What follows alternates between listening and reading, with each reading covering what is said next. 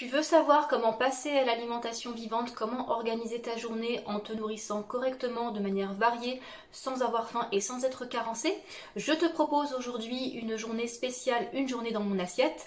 Ça fait longtemps que je ne t'ai pas proposé ce type de vidéo, alors n'hésite pas à me laisser un petit pouce bleu vers le haut si tu souhaites que j'en reproduise d'autres. J'ai pas filmé donc depuis longtemps. Entre temps, le mois dernier, il y a eu, enfin non pas le mois dernier, au début de ce mois-ci, il y a eu la monodiète de banane, donc il y a eu la préparation, la monodiète en elle-même, la reprise, c'était pas forcément très intéressant.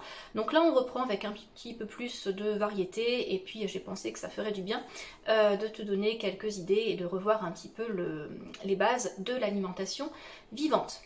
Alors justement, à ce propos, j'ai plusieurs annonces à te faire avant de rentrer dans le vif du sujet. Premièrement, tu sais que tu peux toujours télécharger ton livret de 20 recettes végétales, high carb, low fat, c'est gratuit, je laisse le lien dans la description.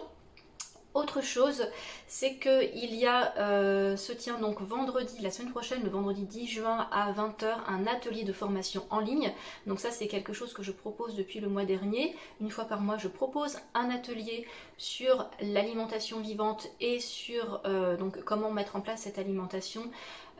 Tous ces aspects sur les points particuliers qu'on peut traiter, comment soigner tel ou tel problème grâce à l'alimentation vivante. Donc il y a une thématique par mois. La première thématique, on commence par la base, c'est les piliers de l'alimentation vivante. Donc quels sont les aliments à privilégier, quelle est la routine quotidienne, etc. etc.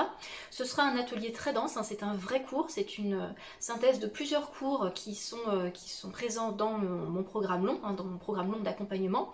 Donc vraiment, tu vas pouvoir tout apprendre, que tu sois novice ou que tu sois déjà dans l'alimentation vivante depuis 1 mois, 3 mois ou peut-être même plus.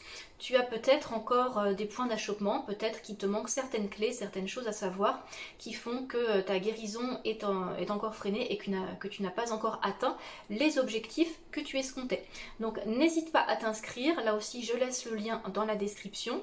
C'est un petit prix, un prix modique, 45 €. Franchement, je pense que pour la quantité de contenu à laquelle tu as accès, c'est pas grand chose. Et puis plus on sera d'inscrits, plus il y aura de questions, plus il y aura d'interactions, d'échanges, et évidemment on pourra apprendre aussi grâce au partage et aux questions des autres personnes. Troisième point, c'est le programme d'accompagnement. Alors j'ai toujours bien évidemment le programme d'accompagnement Libère-toi, qui est un programme long, il y a 3 mois de cours et un suivi d'1 an. Cependant, j'ai eu beaucoup de demandes, je vois qu'il y a quand même pas mal de gens qui aimeraient franchir le pas, mais pour qui parfois le budget reste un problème. C'est pour ça que je propose un programme un petit peu allégé, mais tout aussi efficace. Donc là, on va aller droit à l'essentiel pour résoudre les problèmes de troubles du comportement alimentaire et également les problèmes de poids qui s'accompagnent de troubles du comportement alimentaire ou non. Donc si tu veux sortir de cet engrenage, si tu veux ne plus être embêté par ces kilos en trop qui te créent des douleurs pas possibles, sortir aussi de la honte, la culpabilité que tu peux ressentir à avoir des troubles du comportement alimentaire ou la honte aussi, la peur de montrer son corps parce qu'on a beaucoup de kilos en trop, c'est vraiment une occasion à saisir. C'est un programme plus court, mais avec un suivi aussi bien évidemment individuel et personnalisé. Donc ça aussi pareil, je laisse le lien dans la description pour me contacter si tu veux en savoir plus sur ce programme. J'ai fini les annonces pour aujourd'hui et on commence avec la matinée. Alors, il est tout petit peu plus de 6 h. Là, j'ai préparé un grand verre d'eau citronnée. J'ai un demi-litre avec un demi-jus de citron. Et puis derrière, j'ai le céleri. Là, j'ai acheté un pied hier. J'ai pas beaucoup d'avance, hein, j'ai pas pu faire de grosses courses. Donc ça, je vais le passer en jus tout à l'heure. Petite info, donc pour ceux qui parfois peinent un petit peu avec le temps, la préparation le matin. La veille, ce que je fais, c'est que simplement, je le sors du réfrigérateur. Je coupe les feuilles parce que les feuilles, ça donne de l'amertume au jus. Je passe les tiges sous l'eau et comme ça voilà, j'ai plus qu'à le couper et à le passer à l'extracteur. Donc ça, je vais le faire un tout petit peu plus tard.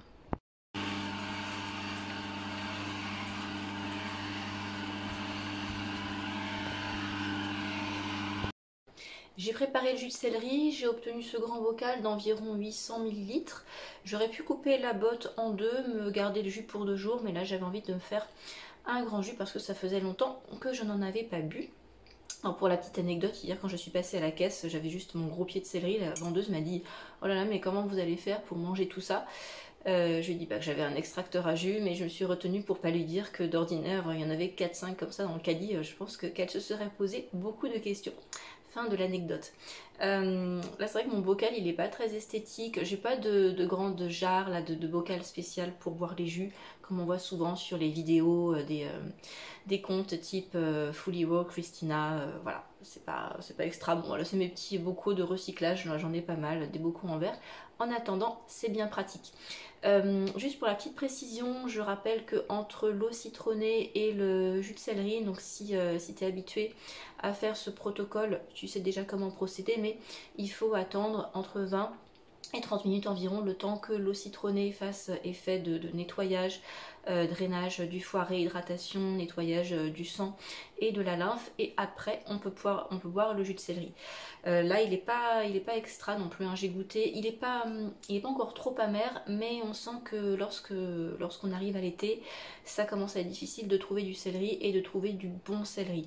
Il est quand même un petit peu plus fort en goût, alors que voilà, on peut trouver parfois vraiment du céleri qui est très bon, à la fois doux et très salé, et ça c'est vraiment bien agréable.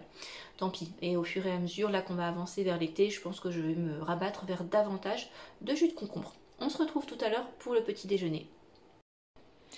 Pour le petit déjeuner, je vais me préparer une assiette avec des kiwis. Il y avait chez le marchand de fruits hier une barquette avec des kiwis qui étaient qui étaient un petit peu avancés. Il y a certains qui sont un peu mous. Au moins, je me dis que je ne vais pas tomber sur des kiwis tout durs et tout trop acides. Donc j'ai pris cette barquette. Il y en a, voilà, il y a 5 gros kiwis et il me reste des fraises. L'autre jour au marché, j'ai acheté, c'était une caissette de fraises. Il y en avait vraiment beaucoup. Elles étaient vendues pour la confiture à un prix intéressant. Donc j'ai pris toute la cagette et là c'est ce qu'il me reste. J'ai fait un peu le tri parce qu'évidemment les fraises ça s'abîme quand même assez vite et il y en avait quelques-unes qui étaient moisies que j'ai jetées. Donc je vais préparer ça pour tout à l'heure. Et voici mon beau petit bol de kiwi avec les fraises. Je pense que je ne vais pas manger que ça, que je rajouterai 2-3 bananes, peut-être pas juste après, mais 1 heure ou 2 ensuite dans la matinée parce que je sais que ça ne va pas me tenir jusqu'au déjeuner. Alors pour compléter le petit déjeuner, je me suis préparé une infusion de menthe avec du thym. Donc ça c'est de la menthe du jardin et du thym qu'une amie m'a donné, qui est cueilli aussi dans un jardin. Ce que je voulais compléter aussi par rapport à ce petit déjeuner, donc ce matin c'était kiwi fraise, c'était que, voilà, je voulais te dire ces 2 choses, c'est que c'est bien de commencer la journée, ce n'est absolument pas une obligation évidemment, mais lorsqu'on veut travailler davantage sur la détoxification, lorsqu'on a besoin d'éliminer beaucoup de choses, hein, que ce soit des kilos en trop, que ce soit le nettoyage du foie, que ce soit travailler sur la détoxification des métaux lourds, etc. C'est toujours bien de commencer par des fruits plus juteux le matin, voire de commencer la journée avec les jus. Au petit déjeuner, on peut se faire un grand jus d'orange, 1 litre de jus d'orange, on peut faire du jus d'ananas, on peut mélanger jus pomme, concombre, un peu de concombre et beaucoup de pommes. Il y a vraiment plein de combinaisons possibles.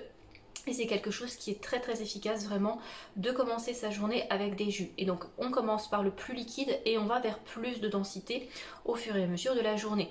Bien sûr, si tu as du mal à te sentir, à ressentir la satiété avec les jus ou avec des fruits juteux comme kiwi, ça peut être, je commençais la journée avec de la pastèque, avec du melon, tu peux évidemment commencer avec de la banane, il n'y a aucun problème. Et lorsqu'on fait une monodiète de banane, on commence la journée comme ça et ça ne pose aucun problème non plus.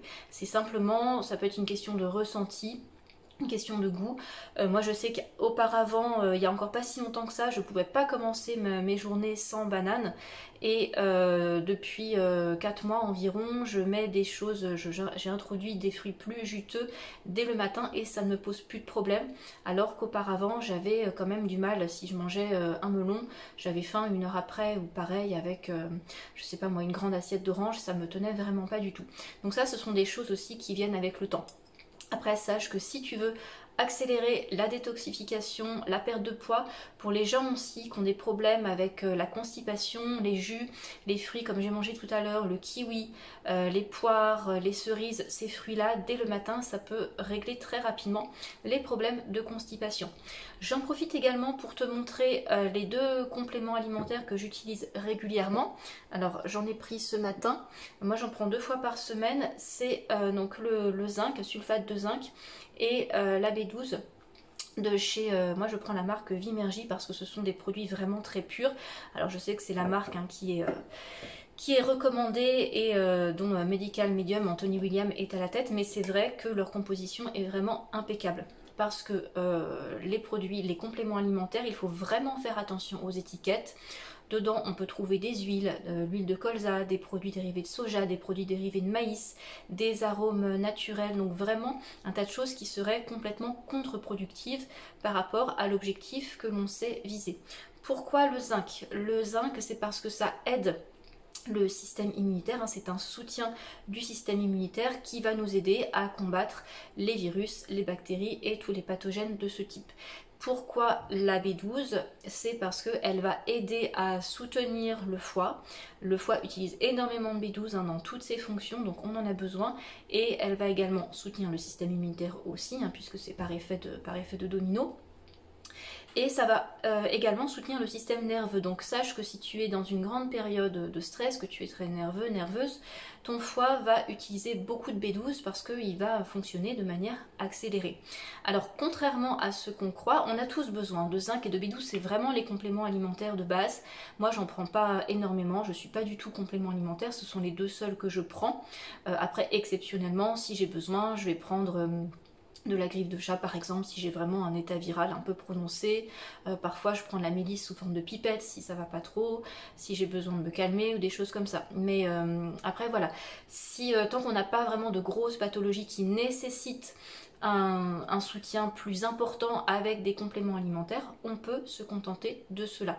Je fais donc une parenthèse sur le zinc et la B12. Le zinc, on est tous carencés parce que le zinc c'est quelque chose qu'on trouve dans la terre, qu'on est censé trouver dans les végétaux, mais comme la plupart des végétaux qu'on consomme viennent de sols appauvris, ils n'ont pas les valeurs suffisantes en zinc dont on a besoin au quotidien.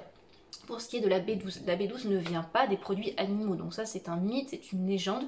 Je vois souvent des vidéos de gens qui sont végétaliens qui disent oui, comme je suis végane, je prends de la B12. Ce n'est pas parce qu'on est végane qu'on doit prendre de la B12. Même les carnivores, les omnivores, si je puis dire ça comme ça, sont carencés en B12. Et il y a plein de gens qui sont carencés en B12 et qui ne sont absolument pas ni végétaliens ni crudivores. Donc il n'y a pas de rapport entre les deux. La seule chose qu'il y a, c'est que en fait, ce sont les animaux qu'on consomme qui eux-mêmes ont fabriqué de la B12.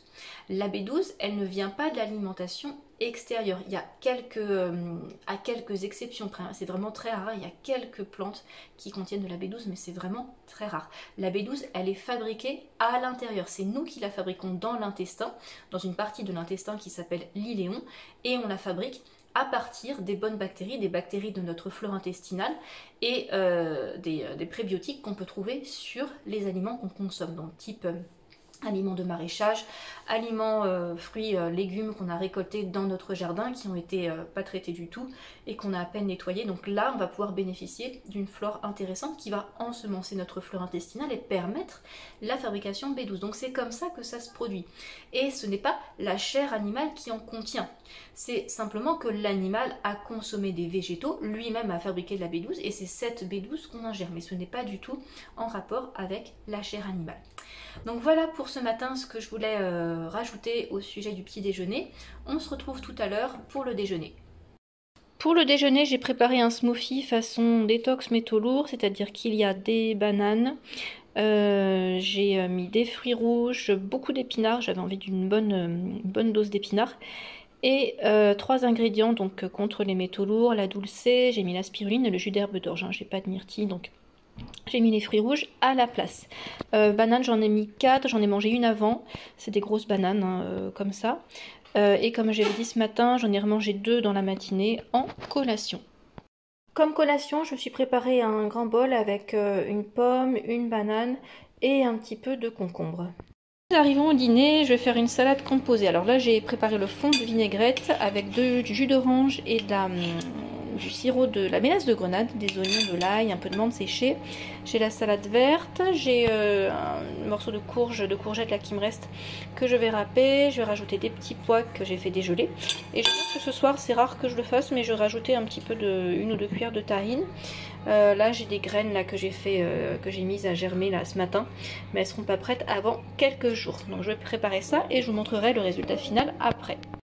Et voici l'assiette avec les ingrédients prêts maintenant. Donc j'ai râpé la courgette, c'était une courgette de la cueillette, hein. Il y a plusieurs tailles, il y a des petites, là c'était une grosse, donc c'est vrai que ça fait plusieurs repas, c'est pratique.